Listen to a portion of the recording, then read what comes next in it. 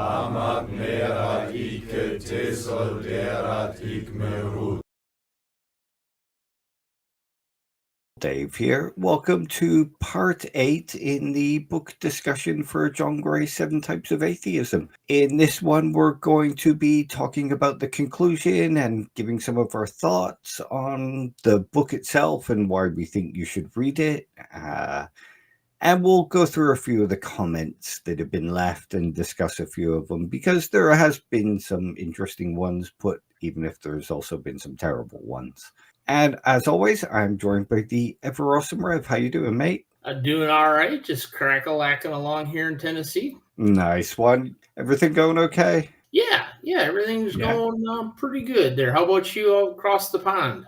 Yeah, it's all good. We've had a couple of sunny days, so you can't really complain at that when it's 98% rain here in Wales. So what did you think of the conclusion? Well, it was short for sure. Yeah. And It was like, what, about 10 pages or something?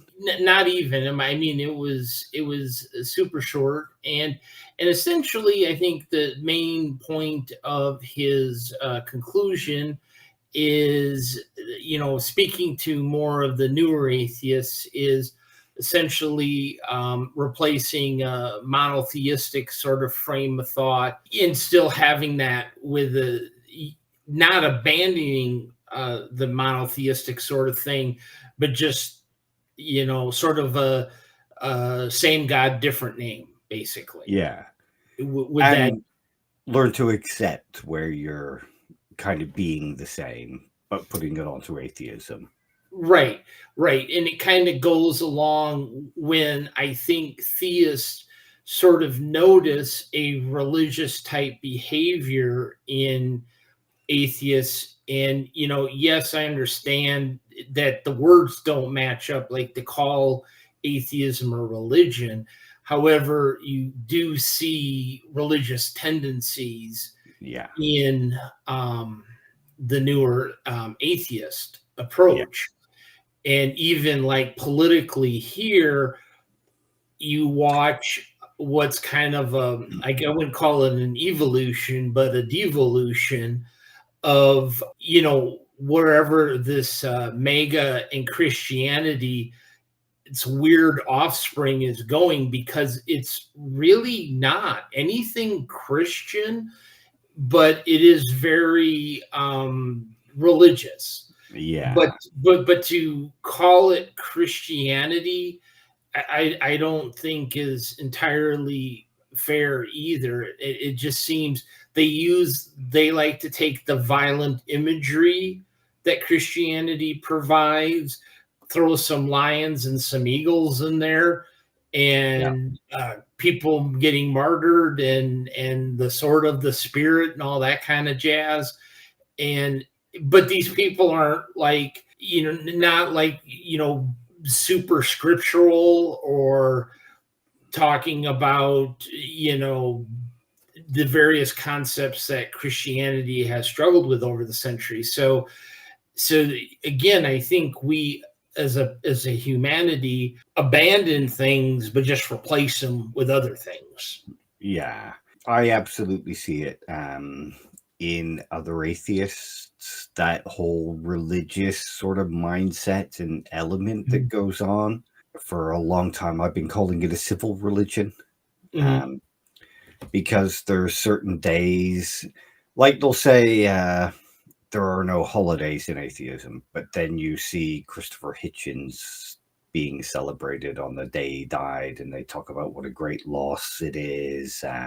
So there is still elements of that kind of stuff going on within atheism, not atheism simpliciter, but that sort of new atheism kind of movement. And there's certain dogmas that you can't question.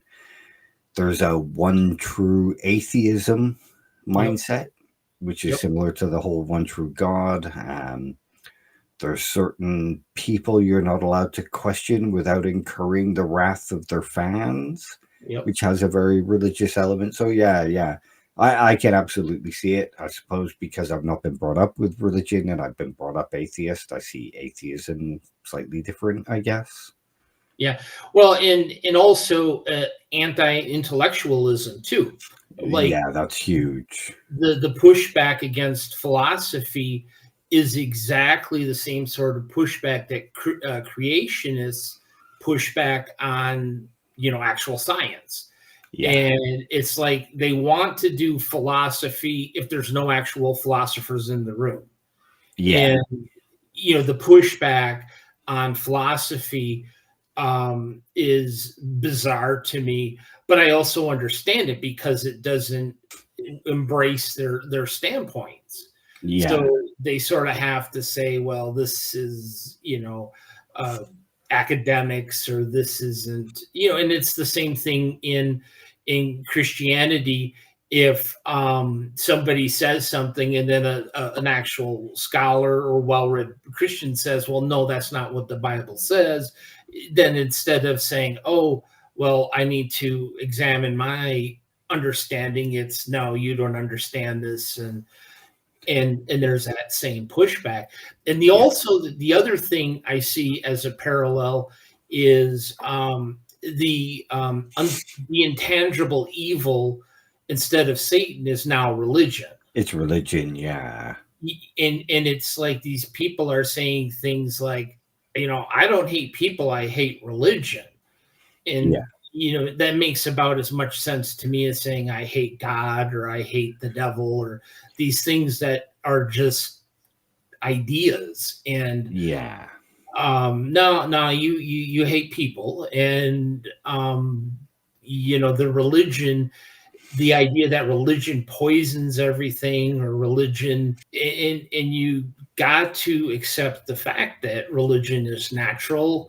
It's part of it's not this evil thing like Satan, or just implicit evil. So but you see that same exact mindset that I must oppose religion at every chance I get. And even when you see perhaps a person say, well, I'm against Christian nationalism, okay, but no one ever wants to focus on the nationalism part. No, it's just entirely the Christian part. And we've discussed at great lengths that Christians, especially here in the United States, are working against the nationalists just as much as they're part of the nationalists. Yeah, I mean, even people like what's his name, Mike Winger, like a terrible Christian apologist. Even he's sort of speaking up against it and talking about how anti-Christian it is. So it shows you how bad it must be for it to have got the point where somebody like Mike Winger is speaking up against it. Right. Well, see, and there again, you have on the right side, we're replacing Jesus with literally Donald Trump. And, the people are just freely making that comparison and that substitution, which, 20, 30, 40 years ago, that would have been absolutely blasphemous to suggest that any politician is the same as, people never said that about Martin Luther King or Gandhi, or people that actually did die for a cause, or were murdered for a cause. They never dared to say, well, that was just like Jesus. But it's the ultimate form of blasphemy, like you say. It's it's elevating a human to the level of Jesus. And exactly what you said, I think, is the conclusion, is that instead of worshiping gods, we're worshiping humanity. And in our monotheism now, instead of the old Jewish Abrahamic creation, is the idea that humanity is the God and humanity will pull us through. And so you have this illusion that you're really moving on, and it's just the same thing. Well, it's sort of like Nietzsche says, that life is just an eternal recurrence. So it'll always be the same thing happening over and over again, even if it looks slightly different. And it's monotheism is kind of like that. Replace the God with somebody else, but carry on with the same kind of mindset. It's human mindset, I guess. Yeah, I think that's the irony of it all is the anti-religious people aren't they're very pro religion. They're just against this concept of it. They're very much, they have their evil, they have their good, they have their path of salvation, and I just dare anybody to show me how that's any different. Yeah, I mean, if you think about it, in Christianity, you have the devil as the force causing chaos on the earth and the one that's corrupting everything. In that form of atheism, you have Christianity, or, I mean, they say religion, but they're often referring to just Christianity. Yeah. But religion is the one corrupting everything. It's making everything bad. You have, on the Christian side, you have the Bible with divine revelation that can't be questioned. And for some, on the atheist side, you have science as the divine revelator. Mm-hmm. Those things can't be questioned except when they can be questioned, except when, they give permission for it to be questioned. There is just all sorts of similarities that go on between the two, and it's not just aesthetic similarities, it's mindset similarities, psychology similarities, actions, the way they see the world. There's a whole lot of crossover going on. Yeah, and it makes sense because, as I said, one of my sort of revelations is that, when somebody doesn't have a 0 point in the change of their mindset, they probably didn't change. Yeah. Like I think there's people that, are at this extreme and then they come down here and then go to this extreme. But when they hit the 0 point, at least they reset. There's a reshuffling. Yeah. And if you just go straight across, then it's just, you're wearing a different uniform pretty much. Yeah. And I think that's always been one of my complaints about the New Atheism movement or the atheist experience movement.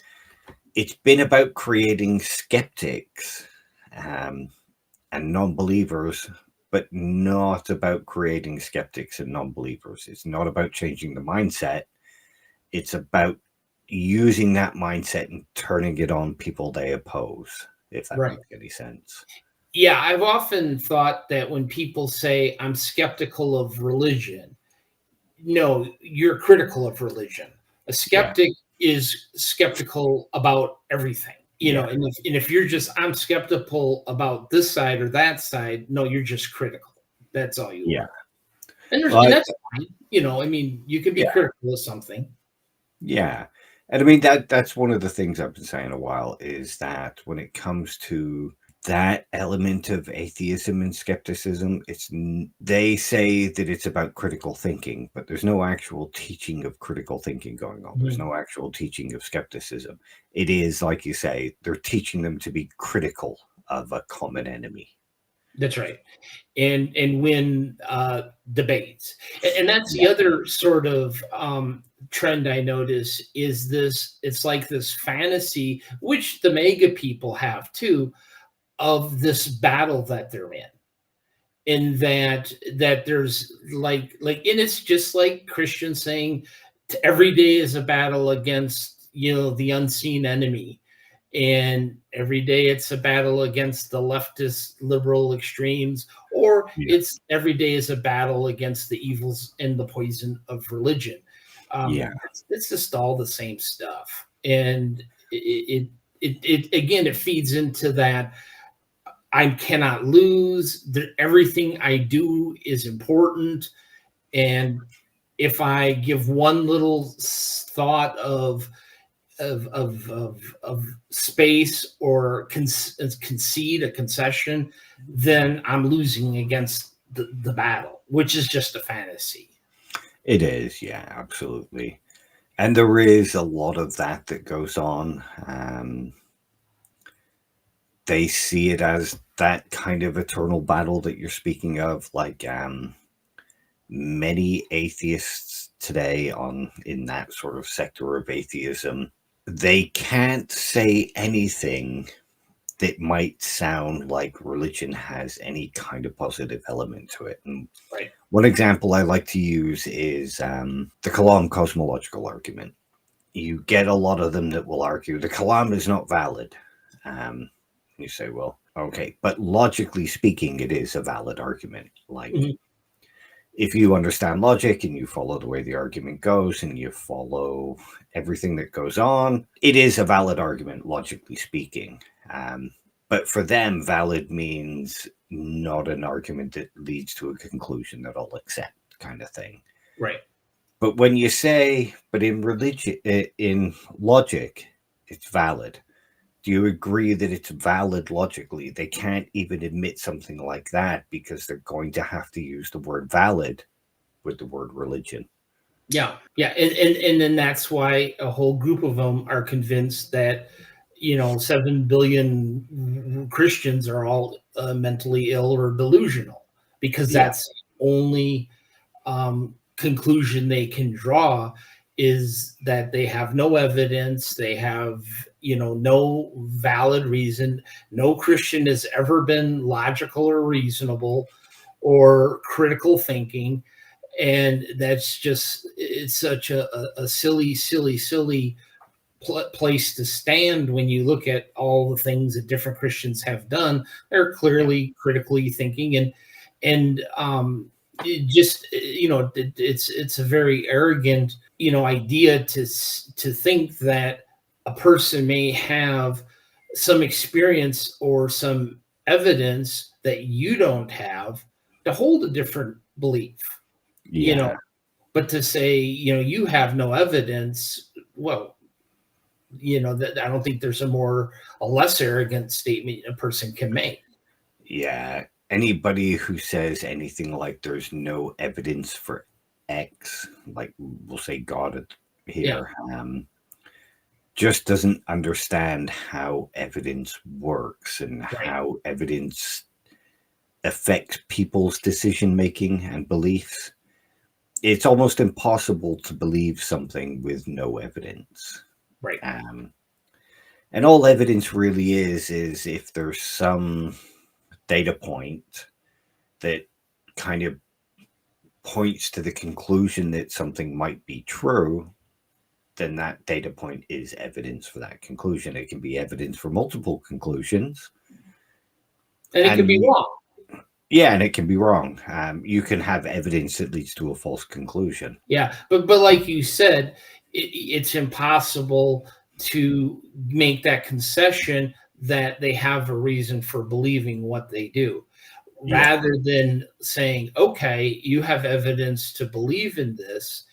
And it gets back to the pushback on philosophy, where there's so many more interesting aspects to discuss, rather than just you have no evidence, there is no God, the end.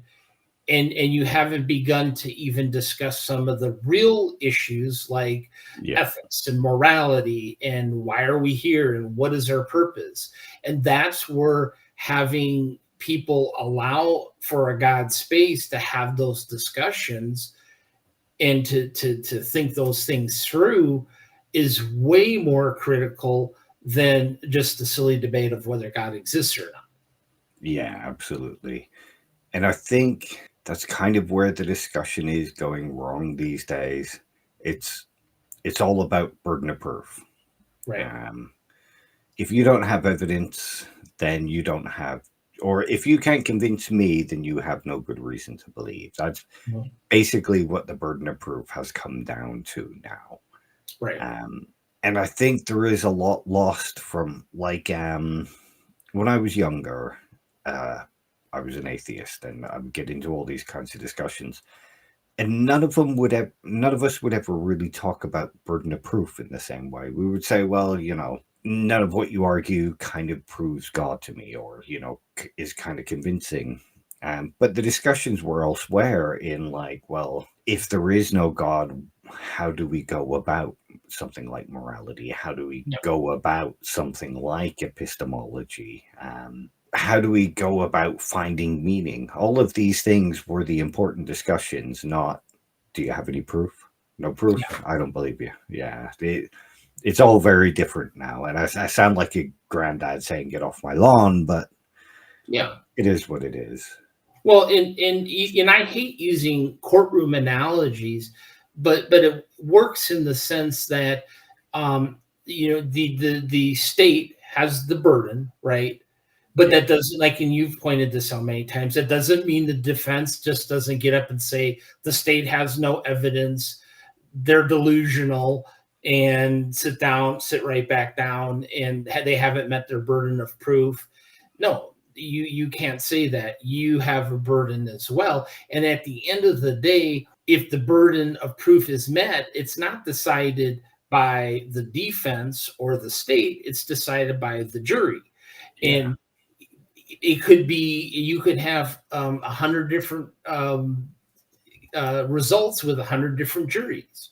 So the Yeah. burden, like, of proof, like I say, there isn't no divine scale where something says, okay, now the burden of proof has been met. It's different people.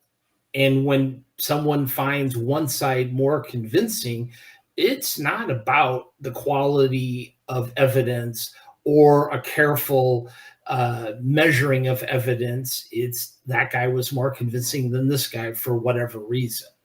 Yeah. And a lot of the time, being convincing isn't necessarily based on the evidence. It's Right. based on how much charisma that the person putting the evidence forward has. I mean, you could stick me in a room with somebody like Aaron Raw or Matt Dillahunty, and they could argue there was only one definition of atheism, and they could just mock me and insult me. They wouldn't really have to put any kind of arguments or anything forward. And I could put the best evidence forward and they would still win the debate because they are more popular, they're more charismatic.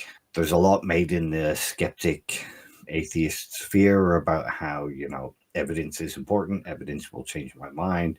But that's based on not really understanding what goes into making people change their mind.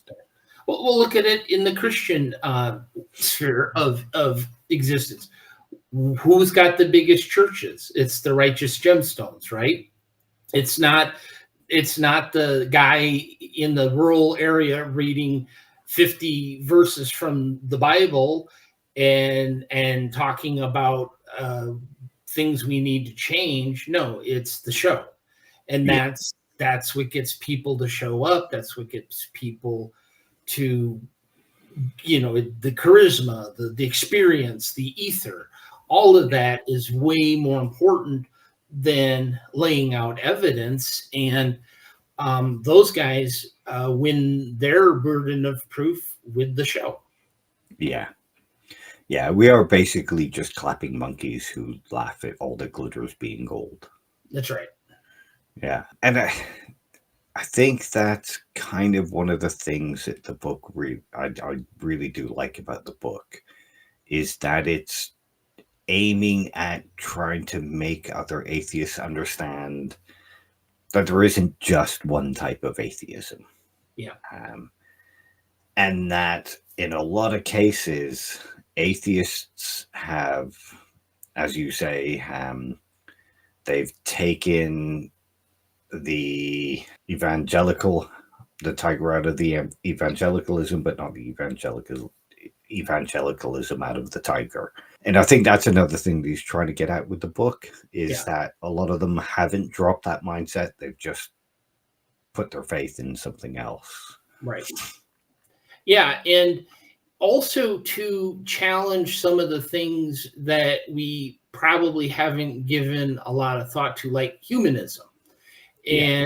And that was one for me, was to really, I've never really thought much about humanism, other than if you would ask me, my interpretation of humanism was just everyone's cool to each other, right? Yeah. And my new understanding of humanism is It's everything you hated about religion, but now with Nazis. Yeah.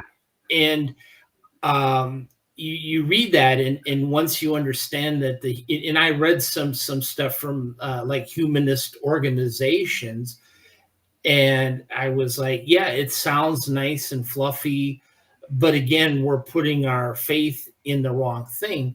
And there again, that's another good reason to have discussions about the existence of God, is so that people feel like a humanist approach is our only option, or our, Yeah. well, if God doesn't exist, I guess we all have to be humanists. Yeah. And I was talking to someone on Twitter, and they were kind of making a statement about the definition of humanism. And some guy said, well, by your definition, Karl Marx is a humanist. And I said, absolutely, he is. I mean, yes, in fact, they have a whole thing called Karl Marx humanism. He's absolutely a humanist. So were the Nazis. Anybody that doesn't use, God or a supernatural presence as a source of guidance is a humanist. And yeah, there is some very, very scary groups of humanists out there. And again, I think it gets conflated with maybe humanitarianism or something along those ways, or like if Jimmy Carter didn't go to church, that's a humanist. Yeah. And and again, it doesn't mean that all humanists are bad, but putting faith in humanity is just one of those assertions that Christians get to make, but that humanists get to make. It's like, this is the way. Yeah.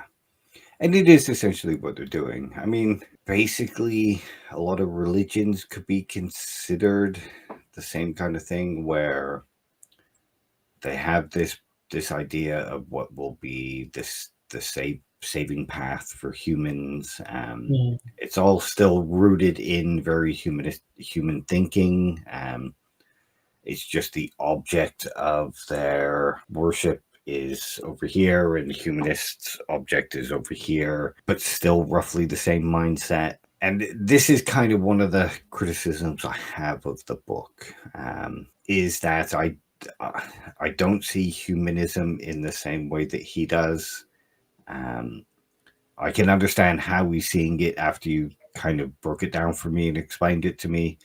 But for me, humanism is more along the lines of, say, the British humanists, where it's existentialists that have got together and said, look, even if God does exist, he's no use to us. We can't talk to him. He can't interfere with us. We're better off getting together and doing some kind of Rawlsian veil of ignorance thing, where we work out what's best for society. We might not do very good, but at least we're trying.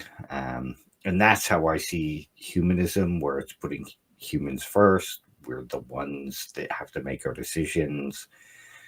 And I guess you could see it having overlap with people like the Nazis when you look at it like that. Mm-hmm. Well, but I mean, in the same thing too is that there could be we have to find a way to live and control, and I think that is the part that religion has given us, is some framework of a government, some framework of, these are our rules that we need. We don't necessarily know why, but we need to not do these certain things. For like eating raw chicken. If it's just a thing that we do because it makes our God angry, well, it has a purpose then. It keeps people from getting sick and dying, then it served its purpose. So I think there's elements of humanist, and there's elements of religion that could absolutely make for a great society and a working society. I think where the author has a problem with humanists, as people seeing it as the solution to, as a replacement for as a unquestionably good, does progress always equate to good? So as long as you're kind of got one foot on the gas and one foot on the brake, I think you're okay. It's that full speed ahead in either direction, I think, is the problem. But yeah, if at some point you have a society that says we just don't understand God as a thing that influences us or interacts with us, then we need to still put together a workable society. I think there's a way to do that, absolutely. And I don't think John Gray is like just let chaos reign or anything like that. Oh no, definitely not.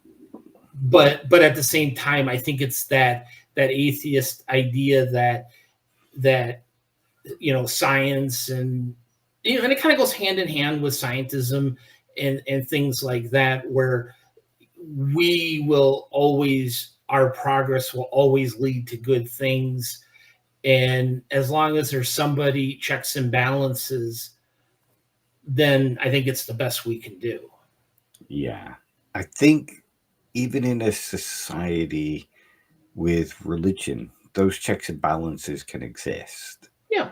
Like a lot of people, not people, but a lot of atheists today will argue something like, well, once we get rid of religion, it's going to make society progress faster.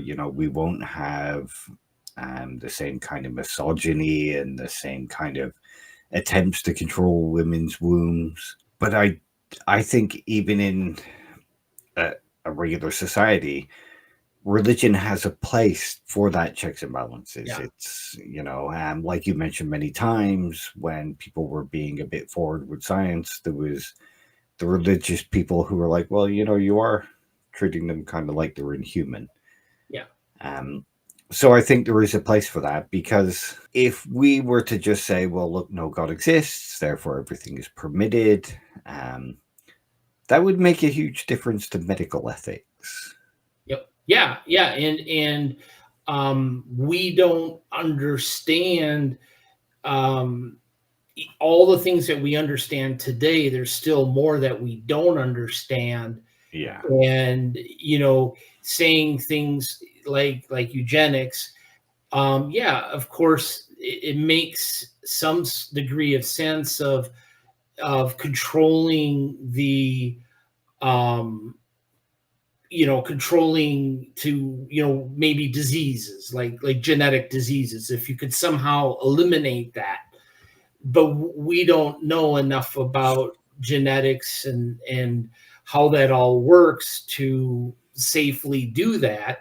And then of course and then you've got they're like, well, okay, we'll get rid of this disease, and then of course Italians. And it just, at some point, thank goodness for the Catholics saying, hey, maybe cutting everyone's junk off isn't a good idea. Yeah. And did they really have like a sensible, logical, reasonable stance other than cutting off people's junk against their will is a bad idea? That was it.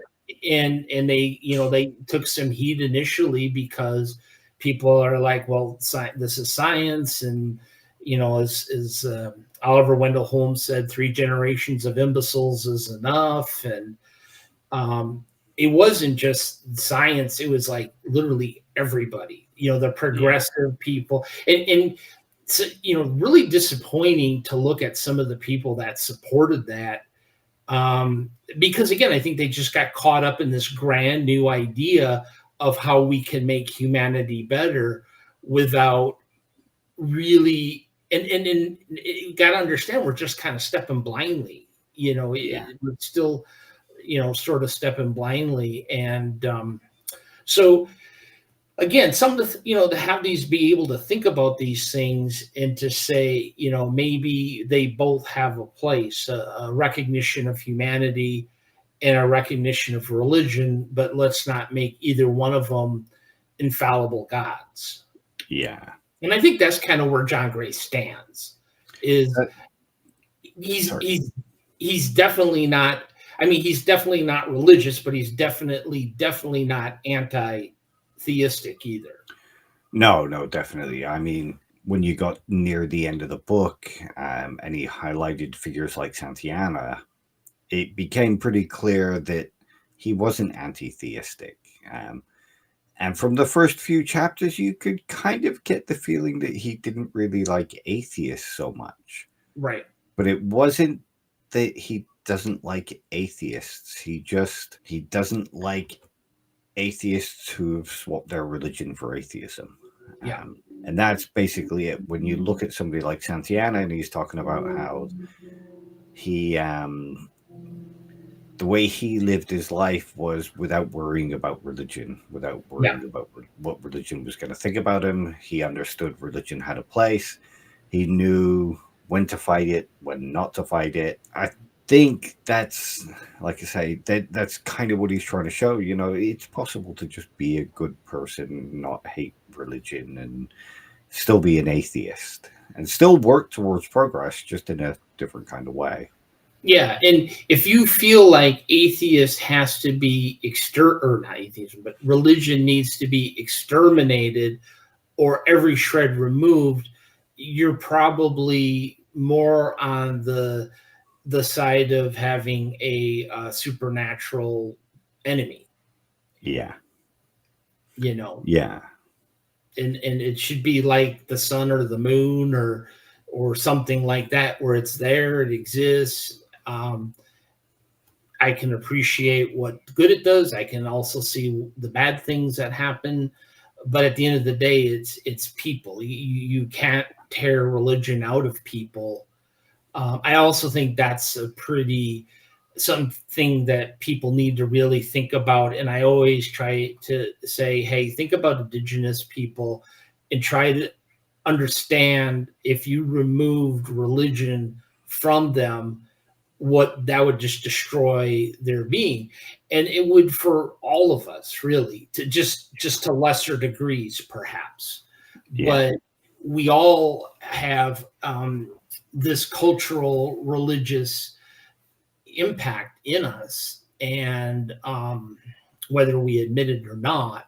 So, to me, to think that you need to eradicate religion is sort of eradicating humanity. Yeah. And I mean, if you're going to say that you need to eradicate religion, you need to think really hard about why you're doing that. You get them that will argue, like Christopher Hitchens, yes, religion does a lot of good work with regards to charity, but there's always a catch. You have to listen to a prayer, you have to take a Bible. So it would be better if religion wasn't there, and it was just a charity. And well, fair enough. But I don't think it's possible to escape the religious element of charity. Yes, there are atheist organizations that are doing it, but they're not driven to it in the same way that, say, a religious person might be driven to it.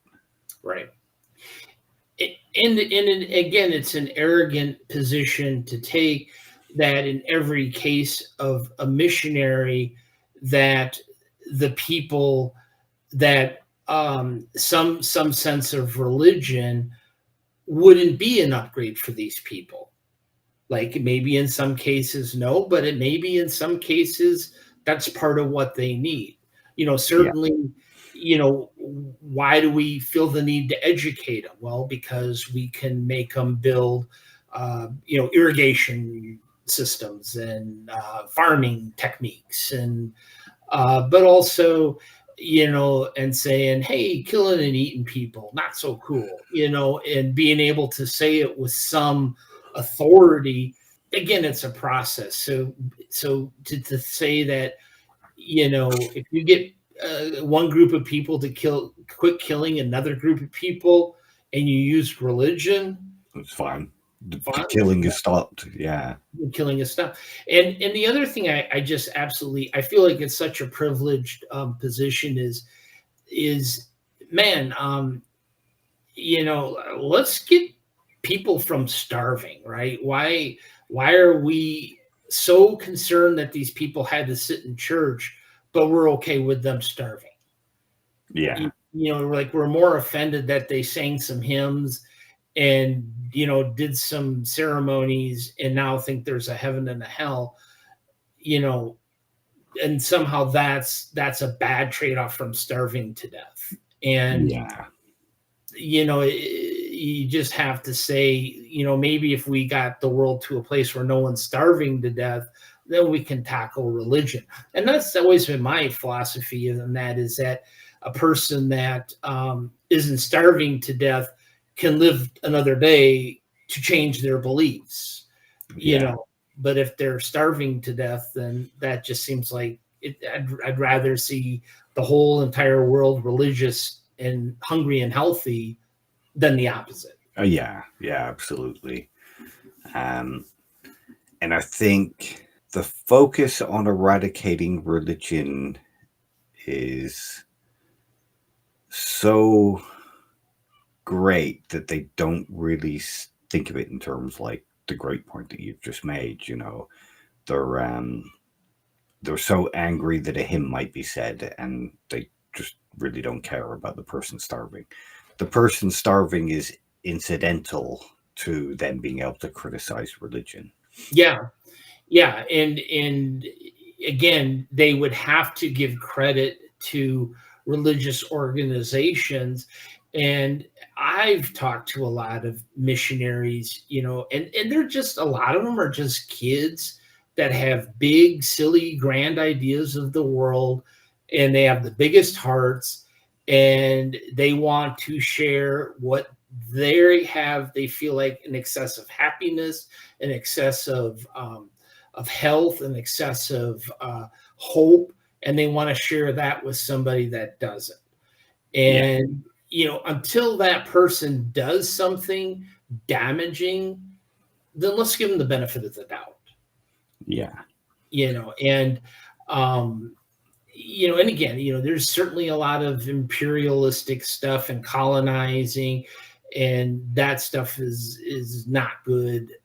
But just to poke at missionaries and give somebody that's willing to leave the comforts of my country or your country to go somewhere else. I don't think people really care about indoctrinating other people that much. No. Like if you can't get on the YouTube, I'm cool. Yeah. Continue believing whatever, but I'm not coming out of my comfy air-conditioned room to change your points of views if I gotta go sit in a jungle somewhere with big old mosquitoes and whatnot. Yeah, I can barely stand the gnats here. Yeah. I'm not going anywhere with giant mosquitoes. No. I got to tell you another thing too, Dave. So I got tricked into watching this movie. It's called Turtles All the Way Down. And I thought it was about turtles. And I'm like, well, we're going to watch this movie. And I was like, okay, it's going to be about no turtles in this movie. And it turns out, yeah, blatant. And it was actually kind of a low philosophy type movie. And of course, Turtles All the Way Down refers to the turtle with the universe, holding the earth up. And what's under that turtle? Well, there's another turtle. Okay. But this gal who couldn't have been, I think the main character, she was probably 16 or 17, and she wanted to go to Northwestern. And she quoted Schopenhauer, which was cool because I was like, I've heard of that guy now. And his quote was really, really good. It was, a man can do what he wants, but not want. Yeah. And I think that's a pretty famous quote. Man can will what he wants, but not. Man can want what he wills, but not will what he wants. Exactly. Yeah. And that was in a movie that I thought was going to be about turtles and turned out to be about philosophy. Yeah. I would. What's that?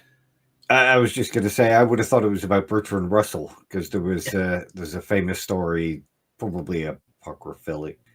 There's a famous story where he gave a lecture and then a woman came up and said, "Oh no, I think you're wrong. I think it's a turtle holding the earth up."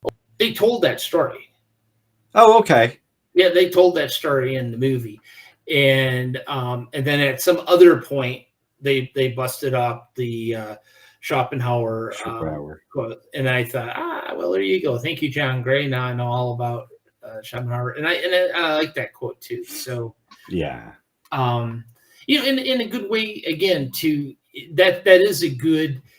I kind of wish one of my criticisms was I think he sort of laid a lot of things out, but didn't like tie it together real solid.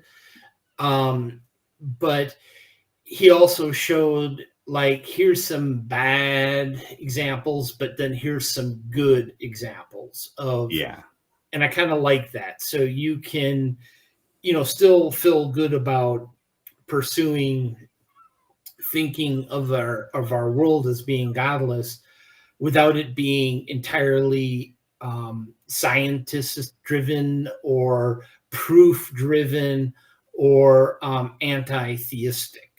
You can have, and boy, there are so many interesting questions, and it's like people are like, well, why won't they let us get past arguing about the definition? It's like, we won't let you, because once you can't have this discussion, you certainly can't have these other discussions.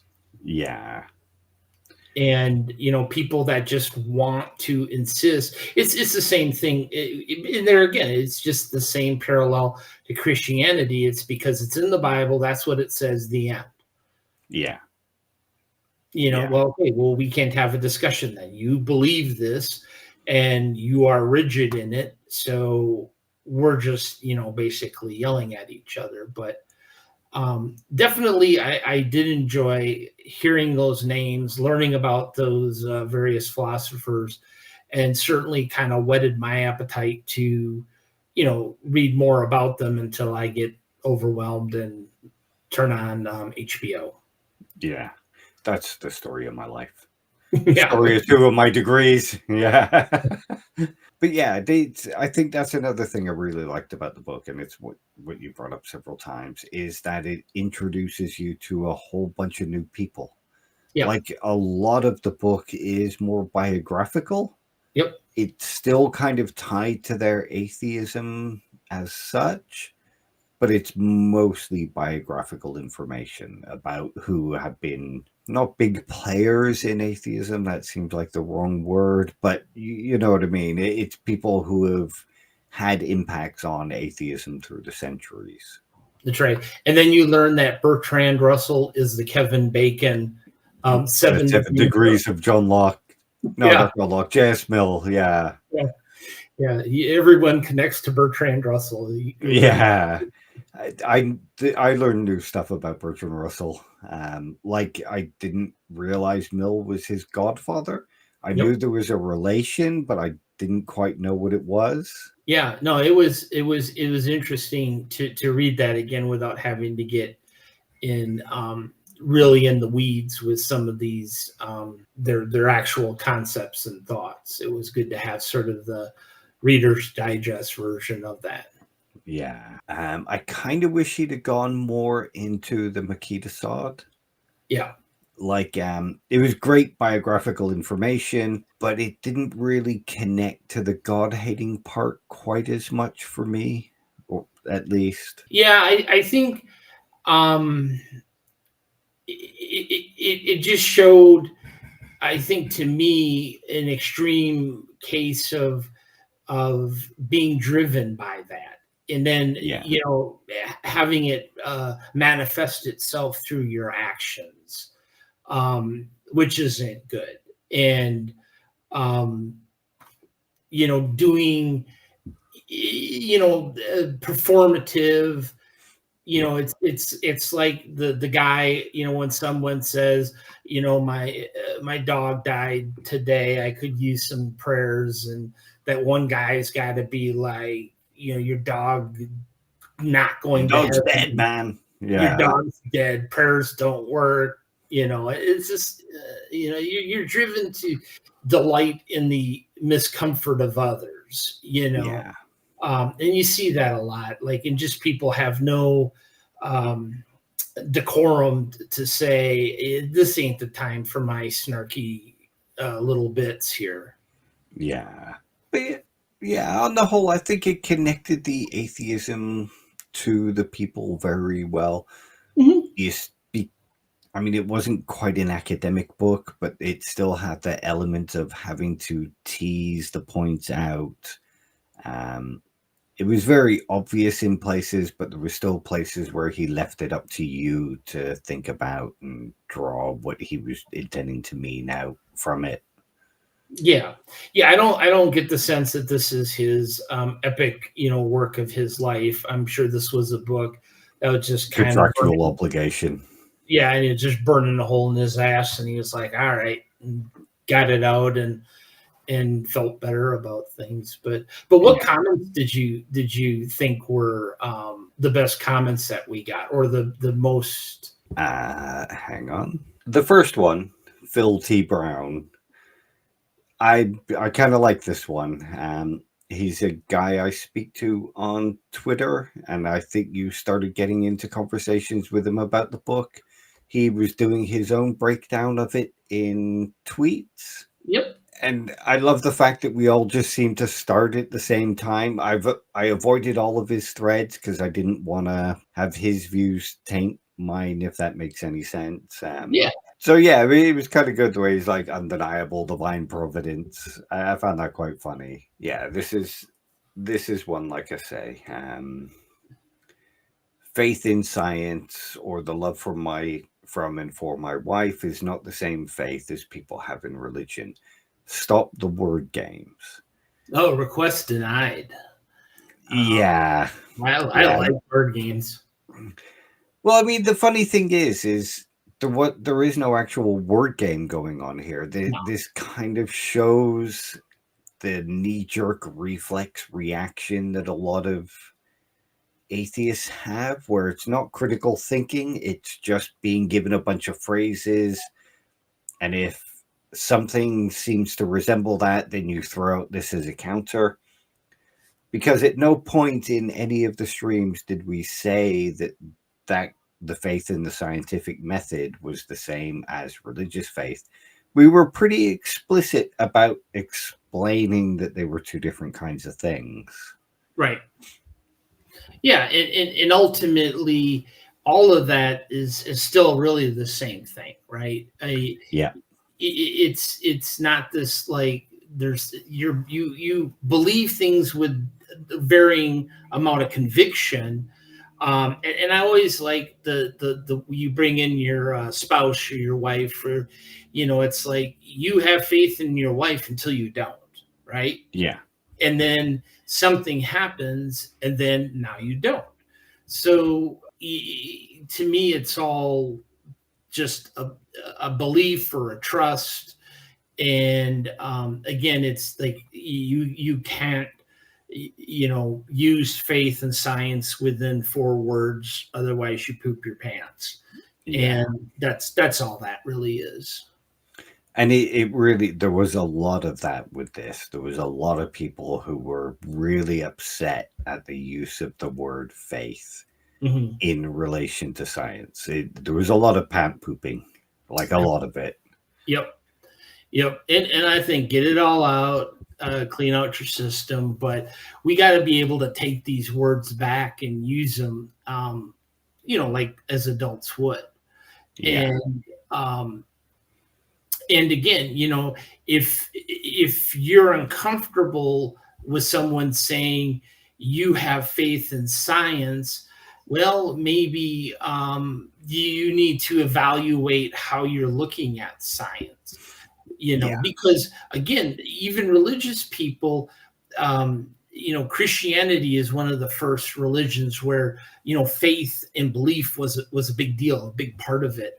And people in Christianity, a lot of times don't even like to admit that they have a wavering faith. Now, some do.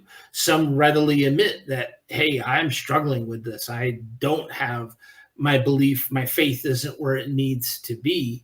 And at least they're being honest. And at least they're saying, I am struggling with this. I don't. But then you have the folks that are like, this is the absolute way it is, and they're just kind of denying what they do. And I noticed the other guy underneath that saying how absurd. Oh yeah, this guy here. You're not going to find meaning in science. Well, no, you're not. You're not going to find answers to like why are we here, and why do bad things happen to good people, and what is Miracle Whip. Those things are all beyond the purview of science. So it doesn't mean that science doesn't have value or that you can't learn things, but absolutely, science is not designed to ask these questions that we're constantly banging around in our skulls all day long. Yeah. And I did explain this to him. He thought you meant, or we meant, that you couldn't find purpose in doing science. There could be no meaning in doing science. Yeah. But that isn't what we were talking about. And I did explain it to him, and he did seem to accept it and go off on his merry way. And I always love it when people suggest I said something absurd. Yeah. That means I'm firing on all cylinders. It means you become self-aware finally. That's right. Yeah, maybe that'll happen with the next book. Well, it's called The Atheist Delusion, hopefully. So, we can find out. Yeah. And this guy here sounds like Pilate when he was interviewing Jesus, when he said, what is truth? Are truth not changing laws? We both have truths. Are I the same as yours? This guy here is kind of probably Pontius Pilate in a different lifetime. Yeah. And it's, I think a lot of atheists are far too literal. They're only literal when it comes to something about religion. But when you say finding your truth, it's not necessarily finding that 1 + 1 = 2, It's like the truth of being a Muslim living in, say, the East End of London is very different to the truth of a Muslim living in Saudi Arabia. Right. Or an atheist living in America has a very different truth of the world and about how they go about their lives than me in the UK. Yep. Yeah. Yeah. For sure. Yeah. Again, it's context, and not all it's the whole idea of equality, right?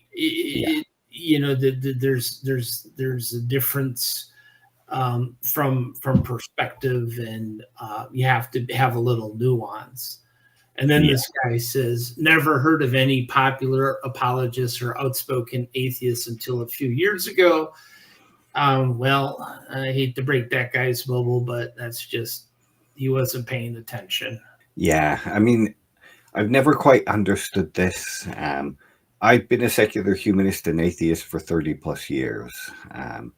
Like, as if that's supposed to, just the length of time that they've been a secular humanist and atheist gives them some magical insight into it. Yeah. Like, I've been an atheist my whole life. I wasn't brought up with religion, but I don't really consider myself as being an atheist until I was about 14 or 15, when I understood religion, understood what I was rejecting and all that. So I've been atheist for even longer than he has. Does that mean that what I say has more weight? And I'd heard of lots of popular apologists and outspoken atheists when I was in my teens. So, like you say, it's just him not paying any attention. Yeah. And certainly if you pick up a history book, there's all forms of them. And then of course the other guy down there, please do yourself a favor, do not call this Reverend back. He's a very hateful person masquerading as a nice guy. It's good to see that my mom finally found YouTube. And she's being very supportive, That's right. Encouraging you to go as far as you can go.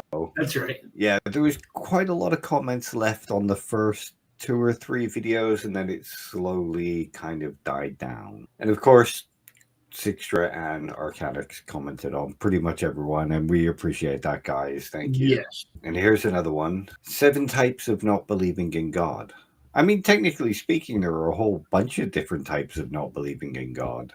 Yeah. But, well, and again, and then he says, how many actual types of theists are there?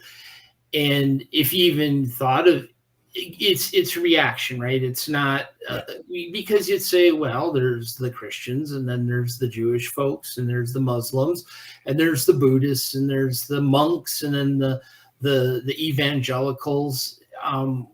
We would have no problem coming up with probably 20 different kinds of theists without breaking a sweat. And we're not saying, they all just answer the question, do you believe in a God, the same way? Yeah. The same way atheists just don't believe in God. But there's different types of folks. Yeah. And there's, like, as this book points out, there's different kinds of discarding God and then figuring out how to lead a godless life. Mm-hmm. Like the secular humanism, the communism, etc., etc. Anti-theistic. Yeah. Yep. And yeah, so yeah, there's definitely different types, and I promise you that the theists out there are like, oh yeah, there's different types. Oh yeah. And they would probably see that. I mean, I see it for sure. And I mean, I think there's basically there's the first separation is cringy and non-cringy, and then under those you've got even more categories and subcategories. And it's the same, I think, with theists too. You have the cringy ones, and then the ones that aren't cringy. Yeah. And I mean, to sort of highlight something here to the atheists who are watching and kind of have this kind of mindset that this guy's displaying. I've spoken to plenty of Muslims who say that there's only one Islam. There are no different types of Muslims. There's no different types of Islam.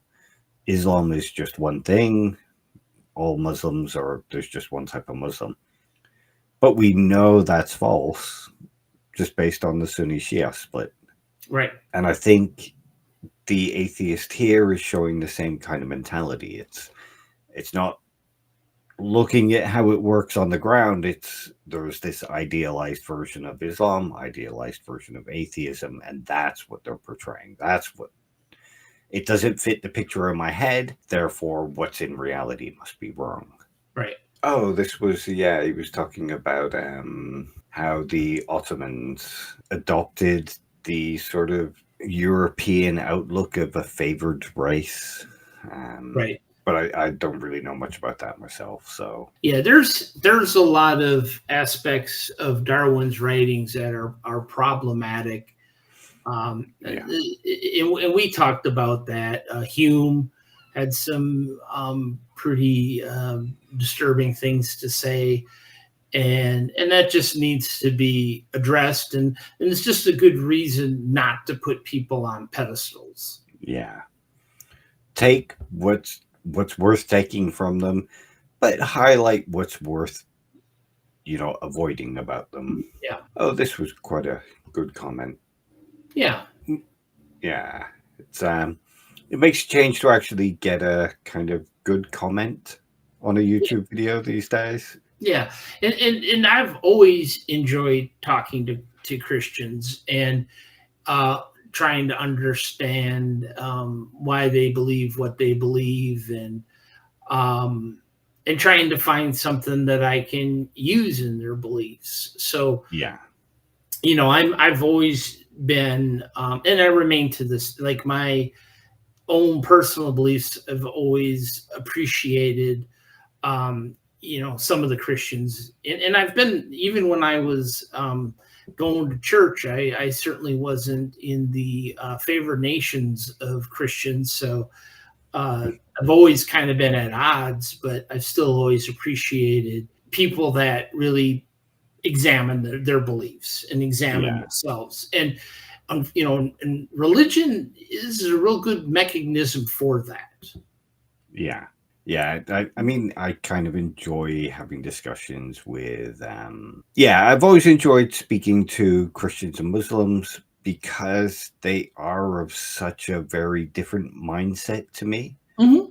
Like, I'm not sure I could ever believe in God simply because I've just not believed he didn't exist for so long that all my pathways are just lined up that way. But it, like you say, it's interesting understanding why people believe, because you get a lot of the atheists who are like, oh, they only believe because they were indoctrinated and it was forced on them.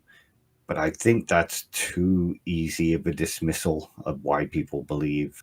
Yeah, and that to me is the boring part, right? I'm more interested in what comes after that, and okay, you believe God exists, super, that's cool. Now let's talk about how that affects your worldviews, and again, for a guy like a Jimmy Carter, who spent his whole post presidency building houses for people, man, I'm not sure I'd want to change anything about that guy. If you could hit a button on reset his brain router and set him off to, default atheism mode, I don't think the world would have been a better place. I think we'd lose value in the world. Yeah. I mean, there's a lot of atheists that could do with rethinking their scheme. I'd rather I'd say I'd like for them to go back to being Christian, but I can imagine that they were the same people as Christians. Yeah. So they really do need to rethink their thoughts, though. This one was a little bit of a weird one. I think this was the this would have been the communists and Nazis. Nope, that was the Marquis de Sade, the God haters. God haters, yeah. And like he says, it's one thing to be critical of a religion or believe that it's a negative on society, and it's another to use it as a justification to inflict pain on people. And of course, I can agree with that. Yeah, and again, to be anti-theistic doesn't mean you, like this guy sort of insinuates, to keep the church out of state affairs is not the same as being anti-theistic. No, it's like he says, it's being anti-Christian. Anti-theism it's not just being opposed to religion. Right. It's thinking that not only does religion not have any value, it actually has negative value as far as humanity is concerned. And also to push back on religion, especially in like a civics sort of way, doesn't mean you're against religion.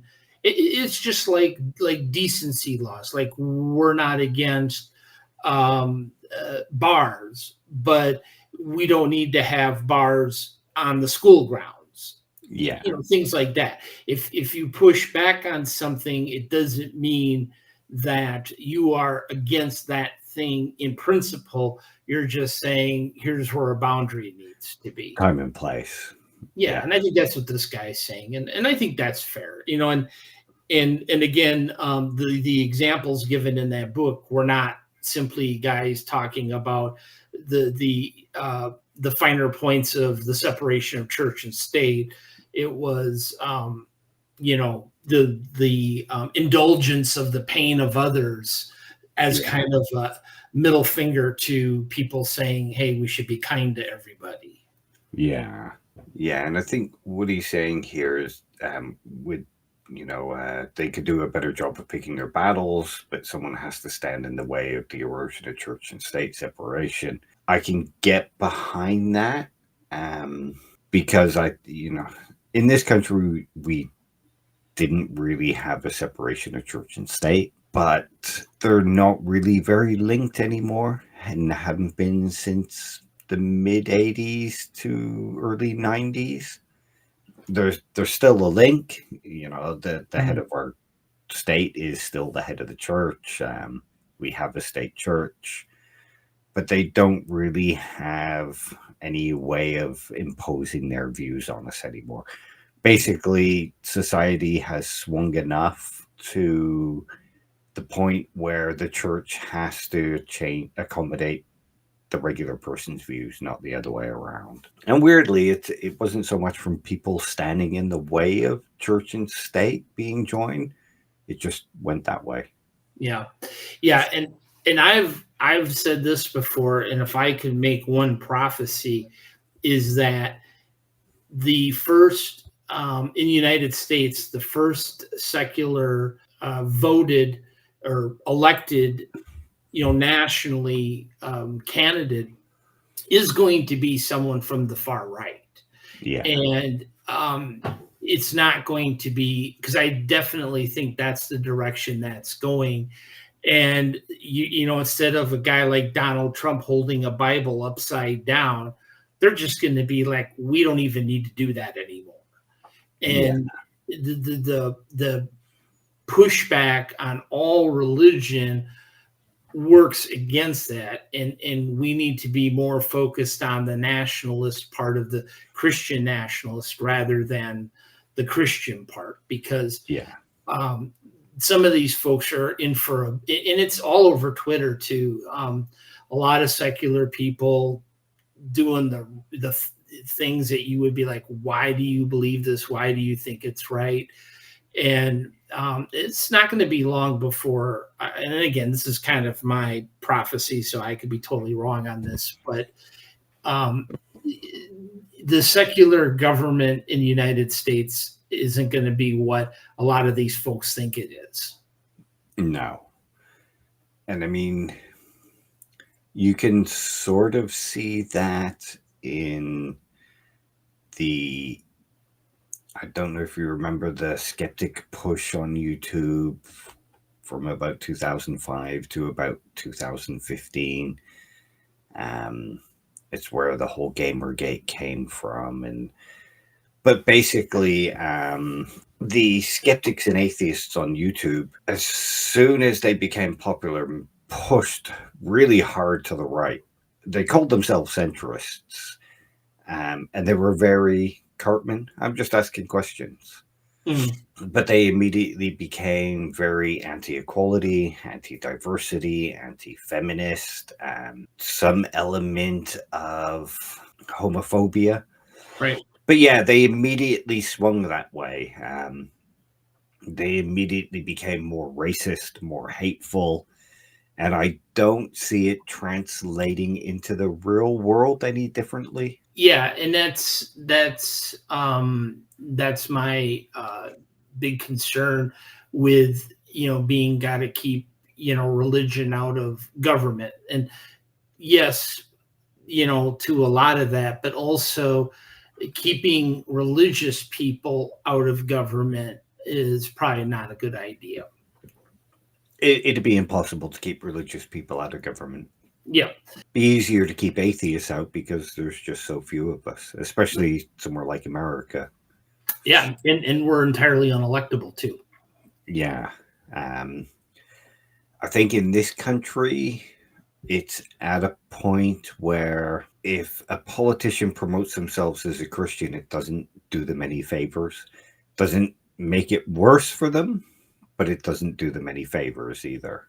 Right. Yeah, and here it's weird. Unless you are a Christian, you have to do that weird devolution thing where it's I'm a Christian and here's my shotgun and I have no tolerance for anybody, and that's so again it's a weird kind of disturbing trend, and I think that whole movement will eventually end up secular. Yeah, that wouldn't surprise me. And I think that that sort of links to what you were saying earlier about not focusing on the nationalism part of the Christian nationalism. The shotgun, Jesus, where's my flag kind of mentality, that comes from the nationalism, not from the Christianity. And so by tackling only the Christianity, they're missing out on a big element of what's going on, like you say.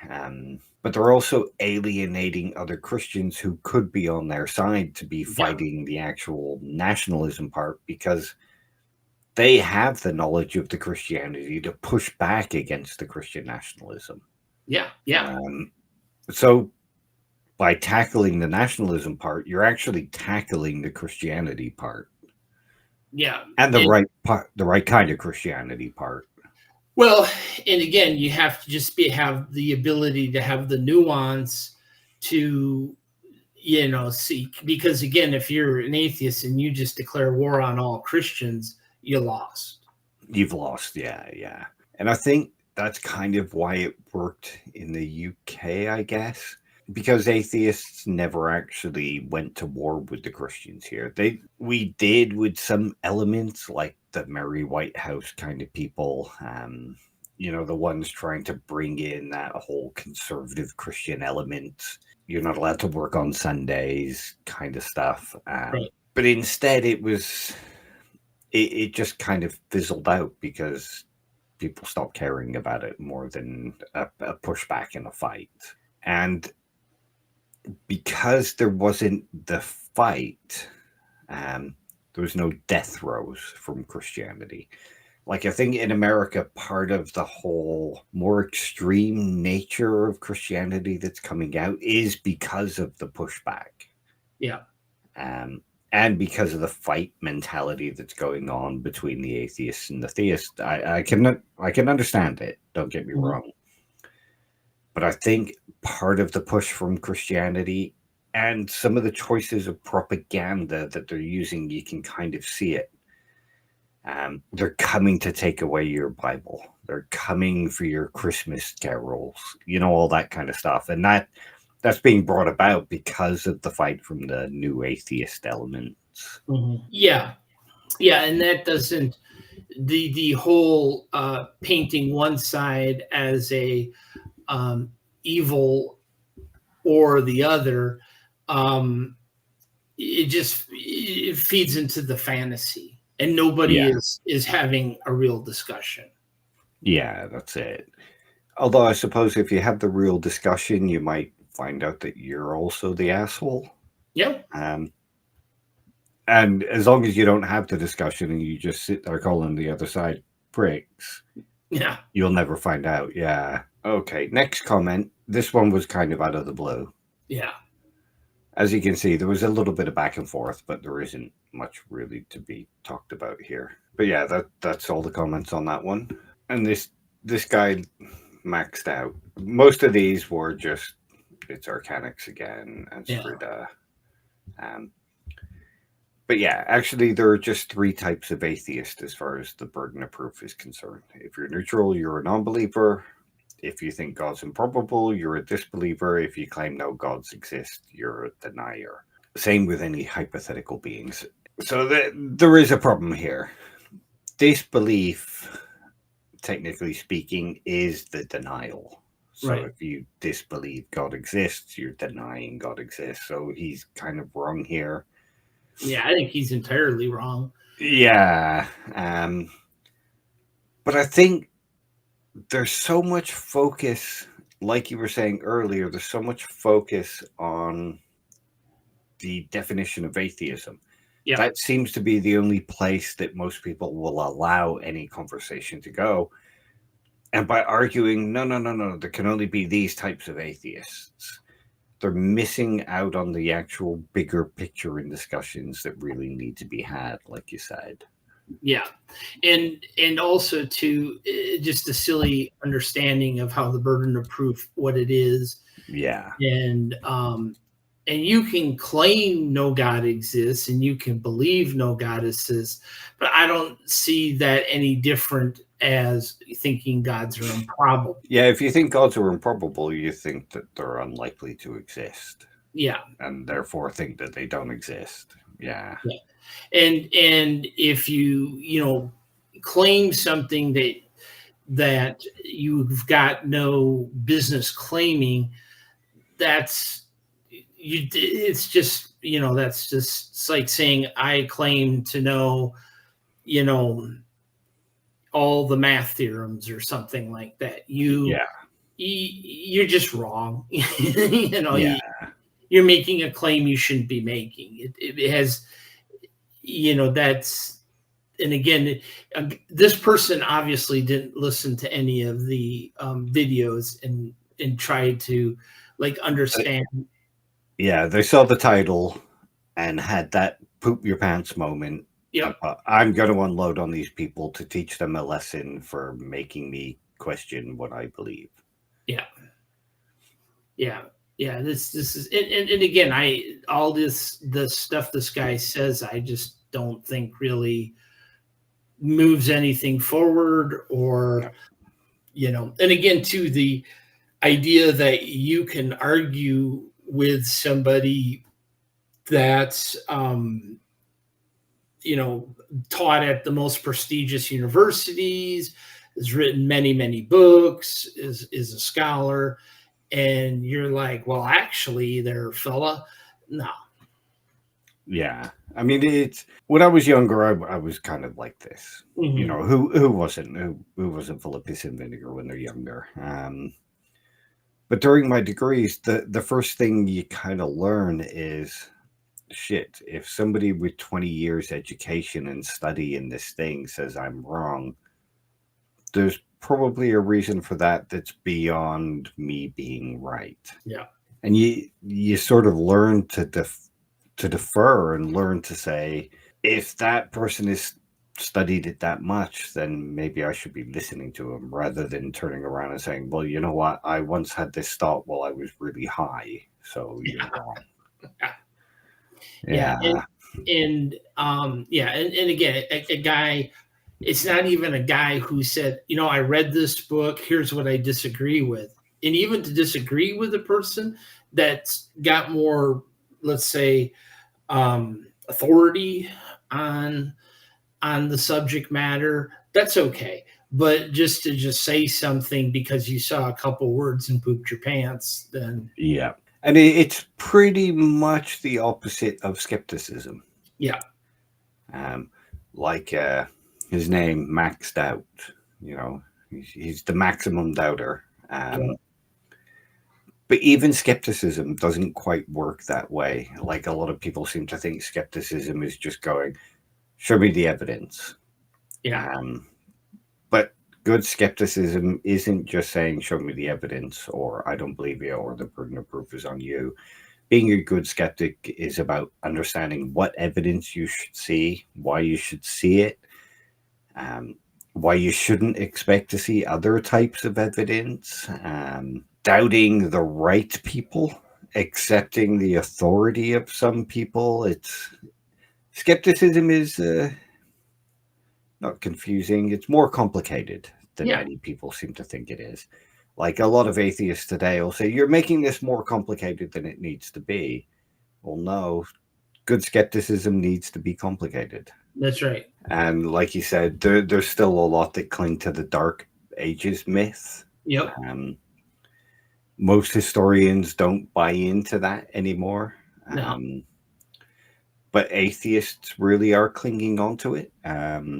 I saw Tim O'Neill in a discussion with somebody the other day, and he said, can you point me to when the Dark Ages started? And they're like, well, it was the Dark Ages. And they're just so caught up in this idea that here's this thing, part of the conflict hypothesis, that says religion is bad and held us back. If you tell me that thing didn't exist, well, then I believe something that was wrong, and I didn't do my due diligence with my skepticism, And I think a lot of atheists are still caught up in that kind of thing. Yeah, for sure. And it feeds their narrative. That's all it needs to do.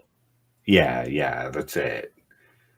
And then, like I say, the other one is that maxed out guy.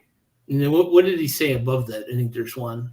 What do brainwashed Christians believe? They believe God is good, but it's a special kind of goodness which can't be told apart from pure evil. Of course, any faith head can refute me on that score with a list of hypothetical acts which cause so much pain, suffering, misery, and grief that although you believe your evil Satan might perpetrate against people, your good God never would. I'm hoping he's using it in a more general sense here. I'm hoping he's using hallucinogens. I think he might be, like, judging from the comments. Yeah. And that's the other thing. Like for example, there's a kind of a rage, what do they call it? Rage farmer tweeter. Yeah. And they said something like, why do Christians believe God gives kids cancer? And I thought, what a terrible thing to tweet out there for anybody that's had a situation like that. But it's like, there's no Christians that believe that God gives kids cancer. Like God sits there and like puts it on them, no, they don't believe that. And I'm sure maybe there are some, because there's so many of them, but that is not like a Christian, a common Christian thing that they believe. And then when people talk about that, it's a way of dealing with grief. It's not that they think, well, God gives kids cancer. They are asking the question, how did this happen? Why did this happen? And again, that's part of people understanding life. It's part of people healing. It's part of people dealing with grief. And that's what religion offers. And but when people say they believe, well, no, not all of them. And when you think they're all brainwashed, then you've lost right at that point. Yeah, it's I think it makes it very easy to just dismiss it. Guess it's become sort of the atheist version of the Christians you just want to sin. Yeah. Anything that they say can be dismissed because you just want, rather than you just want to sin, well, you're just brainwashed. Mm-hmm. But then they also don't. Pelagia made a post on Twitter recently talking about morality, and it was how for morality all you need is empathy to ground it. And of course there's a whole lot of philosophical reasons why that doesn't work, but this idea kind of shows that empathy isn't enough to ground, because a whole bunch of these atheists argue Christians are just brainwashed, but then go on and call them mentally ill. Mm-hmm. So they're treating them in a kind of immoral way then, I guess. They already know that they're brainwashed. They already know they can't help but to think what they think. So they're treating them poorly for things that they can't help but do. Yeah, and I've often said that where, if you truly saw a person that you believe was mentally ill, you don't mock them, right? You don't bully them. No, you don't bully them. You don't mock them. You don't engage them or make them agitated or whatever. And so if you really believe that, I give you the benefit to the doubt to say that you wouldn't truly act that way. Yeah. But yeah, that's it for all the comments. All right. It started out with quite a few coming in and then just kind of petered out. Yeah. But I'm not a huge channel. I mean, if this was on somebody else's channel like Pelagia or, Cosmic Skeptic, it probably would have had a very different comment section. Yeah, but maybe we'll get more comments as people watch them and discover them as time goes on. Yeah. So yeah, that was it. That's the end of this series, unfortunately. Yeah, and again, good book, easy read. I would definitely encourage people to check it out, and not a lot of time invested in it, and definitely, I think, make a person question some things that maybe they haven't thought to question. Yeah. That's basically how I see it. And I wish more atheists like that maxed out. And a couple of the others who came flying in with the faith and science, blah, blah, blah, blah. I wish more of them would read it with an open mind rather than a defensive stance, because they might learn a few things, not just about atheism itself, but maybe about themselves and maybe about the areas where they are kind of holding a similar kind of religious faith and acting very religiously. Mm-hmm. But yeah, like you said, it was a very short book. Like, you could probably read it in an afternoon if you had a solid block of a few hours. Yeah, and I kind of like chunking it out and then just dwelling on it. That was a good way to do it. So yeah, I definitely am interested in reading more of his works, and also some of the works of the people that he mentions in the book. Yeah. I mean, if you ever want to go through a philosophy book together, I'd be more than happy to. Yeah, definitely.